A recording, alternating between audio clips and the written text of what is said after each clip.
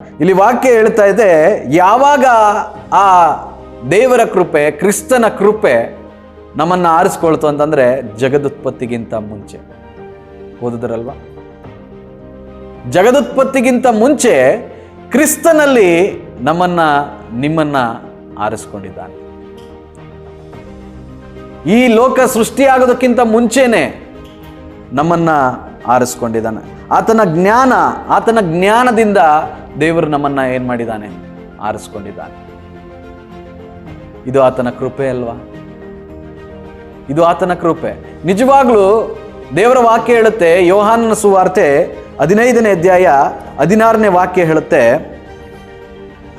ನೀವು ನನ್ನನ್ನು ಆರಿಸಿ ತೆಗೆದುಕೊಂಡಿಲ್ಲ, ನಾನು ನಿಮ್ಮನ್ನು ಆರಿಸಿ ತೆಗೆದುಕೊಂಡೆನು. ಗಮನಿಸಿದ್ರೆ ಅಲ್ಲಿ ವಾಕ್ಯ ಹೇಳ್ತಾ ಇದೆ, ಯಾರು ನಮ್ಮನ್ನ ಆರಿಸ್ಕೊಂಡಿದ್ದಾರೆ? ಅಲ್ಲಿ ದೇವರು ನಮ್ಮನ್ನ ಆರಿಸ್ಕೊಂಡಿದ್ದಾನೆ, ಕ್ರಿಸ್ತನು ನಮ್ಮನ್ನ ಆರಿಸ್ಕೊಂಡಿದ್ದಾನೆ. ಯೋಹಾನ ಸುವಾರ್ತೆಯಲ್ಲಿ 15ನೇ ಅಧ್ಯಾಯ 16ನೇ ವಾಕ್ಯದಲ್ಲಿ ನೋಡುವ ಪ್ರಕಾರ ಕ್ರಿಸ್ತನು ನಮ್ಮನ್ನ ಆರಿಸ್ಕೊಂಡಿರುವಂಥದ್ದು. ನಾವು ಕ್ರಿಸ್ತನನ್ನ ಆರಿಸ್ಕೊಂಡಿಲ್ಲ, ಇಲ್ಲವೇ ನಾವು ದೇವರನ್ನ ಆರಿಸ್ಕೊಂಡಿಲ್ಲ. ಇದೆಲ್ಲದರಲ್ಲೂ ನಾವು ನೋಡೋದಾದ್ರೆ ದೇವರು ನಮ್ಮನ್ನು ಆರಿಸ್ಕೊಂಡಿದ್ದಾನೆ, ಕ್ರಿಸ್ತನ್ ನಮ್ಮನ್ನು ಆರಿಸ್ಕೊಂಡಿದ್ದಾನೆ ಅನ್ನೋದಕ್ಕೆ ಕಾರಣ ಆತನ ಕೃಪೆ.